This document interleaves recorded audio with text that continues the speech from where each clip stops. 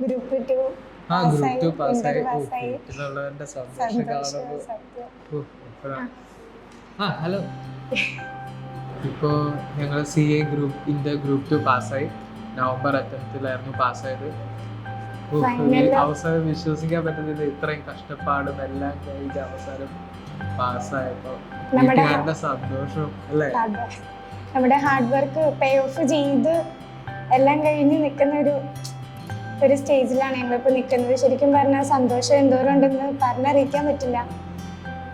എന്താണ് ആ റിസൾട്ടിന്റെ ഇതിന്റെ അകത്ത് ആ പാസ് എഴുതി കാണിക്കുമ്പോൾ സന്തോഷം ഇതിന് ചുറ്റുമുള്ള ഒന്നും കാണാൻ പറ്റില്ല. അങ്ങനെ ഒരു അവസ്ഥയാണ്.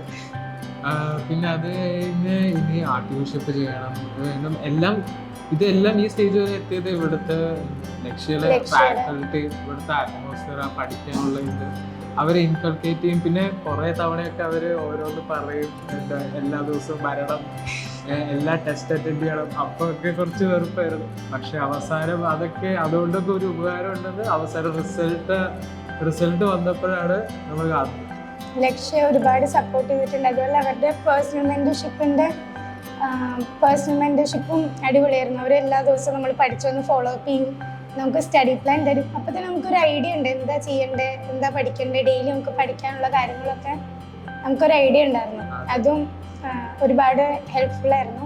അങ്ങനെ ഒരു ഫ്രെയിം വർക്ക് ഉള്ളതുകൊണ്ട് നമുക്ക് തന്നെ ഒറ്റയ്ക്ക് ചെയ്യുന്നേക്കാളും എളുപ്പമാണ് നമ്മൾ ഇങ്ങനൊരു ഫെസിലിറ്റി നമുക്കുള്ളപ്പോൾ. കാരണം എന്താണെന്ന് വെച്ചാൽ നമുക്ക് എങ്ങനെ ചെയ്യണമെന്ന് അറിഞ്ഞു കഴിഞ്ഞാൽ നമുക്ക് ആ വഴി പോകാൻ കുറച്ചും കൂടി എളുപ്പമാണ്.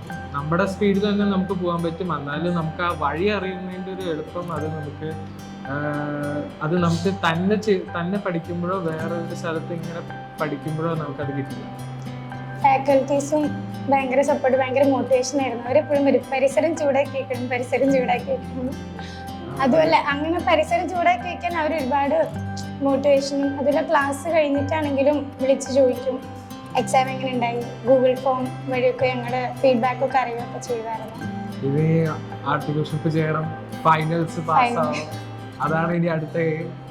ഇനി അതിന്റെ ആ വഴിയിലേക്ക് പോകണം. അപ്പൊ ഇനിയും കുറെ ദൂരം പോകാനുണ്ട്. പക്ഷെ ഇപ്പോഴത്തെ ആ സന്തോഷം അതെ പാതി വഴി എത്തിയതിന്റെ സന്തോഷമാണ്.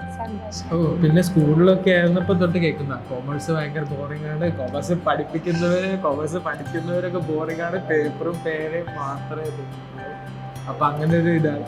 പക്ഷെ ഇവിടെ വന്ന് ഇവിടെ നമുക്ക് സെലിബ്രേഷൻസ് ഉണ്ടായിരുന്നു, ഹോളി സെലിബ്രേഷൻ ഉണ്ടായിരുന്നു.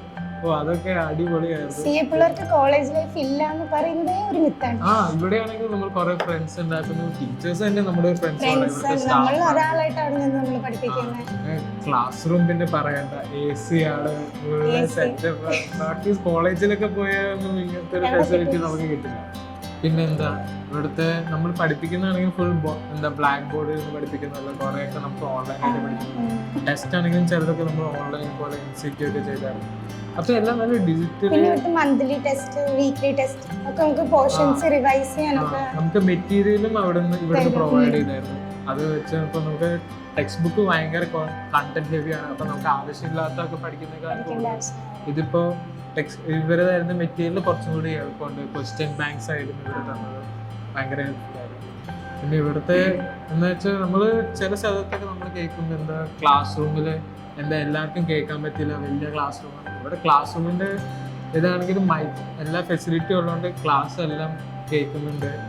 അതായത് അങ്ങനത്തെ ഒരു പ്രശ്നം ക്ലാസ് ആയിട്ട് റിലേറ്റഡ് ആയിട്ടോ എക്സാംസ് റിലേറ്റഡ് ആയിട്ടോ മെന്ററിങ്ങിന്റെ കുറവുള്ള ഒരു ഫെസിലിറ്റിന്റെ കുറവും അനുഭവിച്ചിട്ടുണ്ട്. ഇവിടുത്തെ ലക്ഷ്യൻസിനോട് പഠിക്കുന്ന പിള്ളേരെ ലക്ഷ്യൻസ് അവരോട് പറയാനുള്ള എന്താണെന്ന് വെച്ചിട്ടുണ്ടെങ്കിൽ നമ്മുടെ ഹാർഡ് വർക്കൊക്കെ എന്തായാലും ഒരു ദിവസം പേ ഓഫ് ചെയ്യും.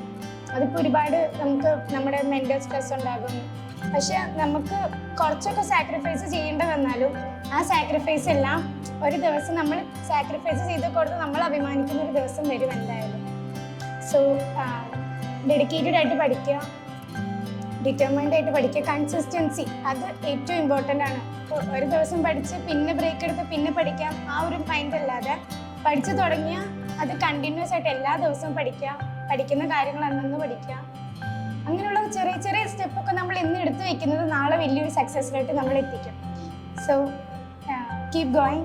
All the best to all the Lakshyans. ഇവിടെ പഠിക്കുന്ന എല്ലാവർക്കും എന്താ എല്ലാ സക്സസ്സും കിട്ടുമെന്ന് പ്രാർത്ഥിക്കുന്നു. നിങ്ങൾക്ക് പറ്റും, ഇത് പറ്റാത്തതൊന്നുമില്ല.